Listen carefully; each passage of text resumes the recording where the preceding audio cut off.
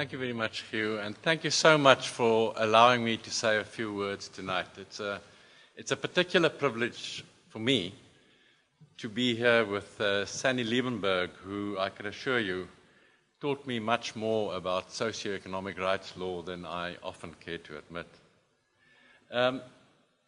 Professors Kino and Liebenberg really have to be congratulated, together with their publisher Juta, on the publication of Law and Poverty.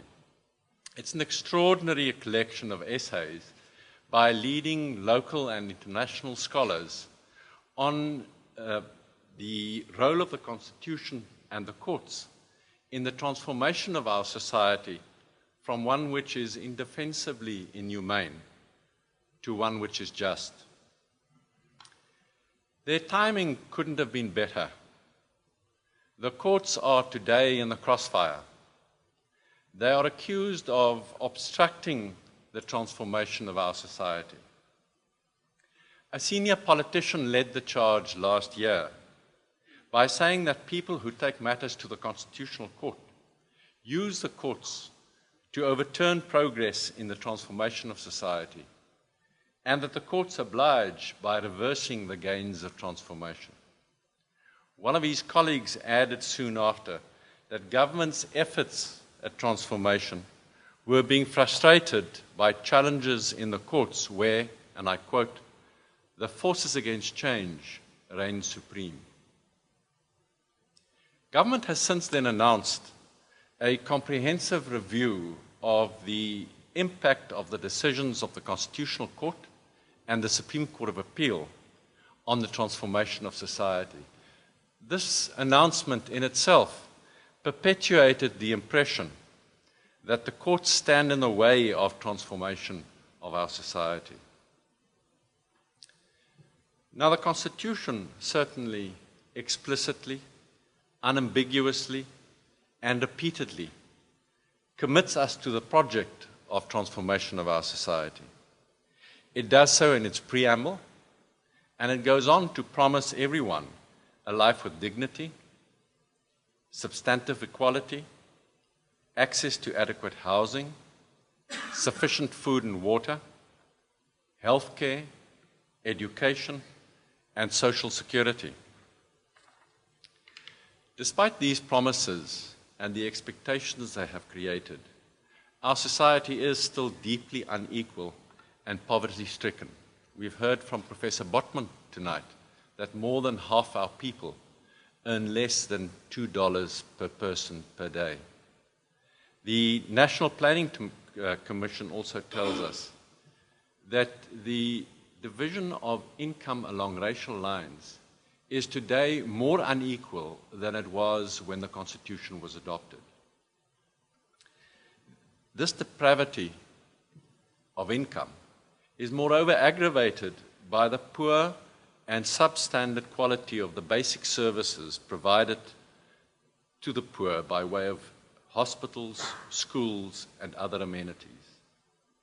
This gulf between promise and expectation on the one hand and delivery on the other undermines the credibility of our Constitution, and it places our entire constitutional enterprise at risk.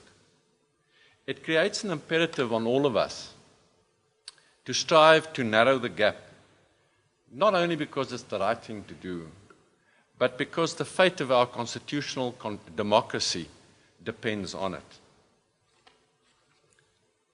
But is it fair to blame the courts for the lack of transformation of our society? I will suggest not. The responsibility for transformation rests squarely on government. The courts do not in any way inhibit it in fighting poverty and deprivation.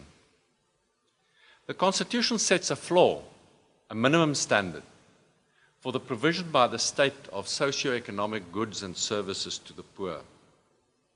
It requires the state to take reasonable legislative and other measures within its available resources, progressively to give the poor access to basic amenities of housing, food, water, health care, education, and social security.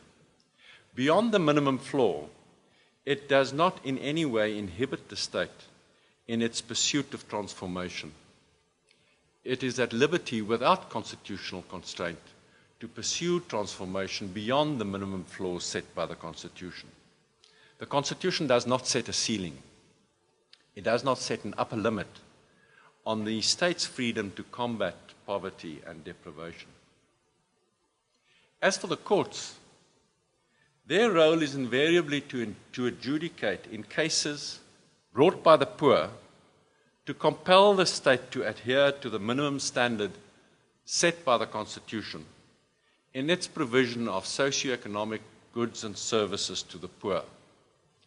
The celebrated cases of Grootboom and the Treatment Action Campaign are typical of cases of this kind.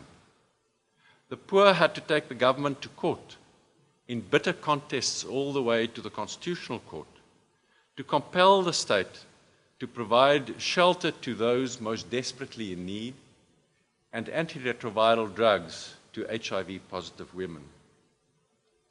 The weak and the marginalized were vindicated in the courts, while the government muttered resentment about judicial interference with executive discretion.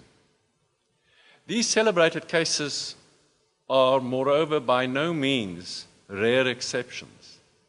Like cases come before the courts on a regular basis.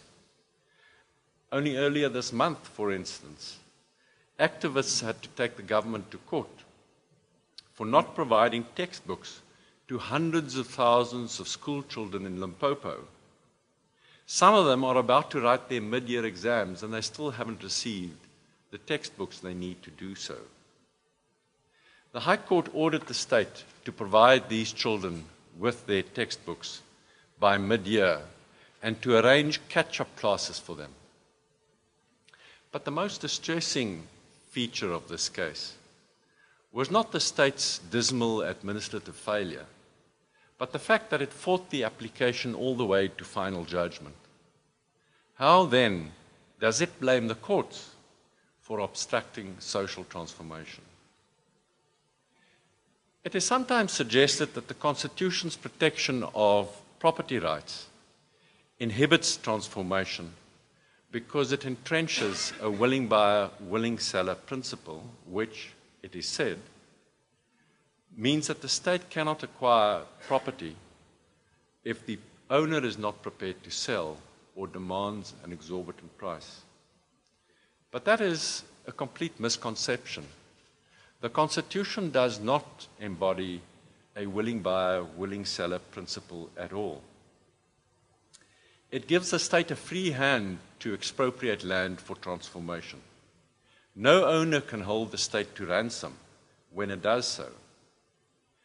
The state is also not obliged to pay the owner's asking price when it expropriates land. The Constitution requires merely that it pays just and equitable compensation for expropriated land. And if the parties can't agree on the amount of compensation, it is determined by the courts. The property protection of the Constitution accordingly does not incorporate a willing buyer, willing seller principle, and does not inhibit the state in the pursuit of transformation, as is sometimes suggested. Once again, the blame for the lack of land reform cannot be laid at the door of the Constitution or the courts. So, the charge that the courts inhibit transformation is unfounded. They are drivers of transformation, usually in the face of fierce resistance by the state. They cannot provide homes, food, water, healthcare, education, and social security to the poor. But they can and do hold the state accountable for the provision of those basic services to the poor, at least to the minimum standard set by the Constitution. This is a modest role, but an important one nonetheless. What the courts can and should do is to flesh out the Constitution's prescriptions for the provision of basic socioeconomic goods and services to the poor. Its prescriptions are expressed in abstract terms: adequate housing, sufficient food and water, reasonable measures, available resources, and so on. The content and parameters of these abstract prescriptions must be concretized to give meaningful substance and content to the rights of the poor. It is on this score that Law and Poverty, the book we celebrate tonight, makes such a most valuable contribution. It explores and debates the ways in which the abstract prescriptions of the Constitution may be translated into effective legal policies. It is a necessary, valuable, and timely contribution in the quest for the eradication of the blight of poverty on our land. The authors deserve our heartfelt congratulations. It remains only for me to urge all of you to buy the book. Thank you very much.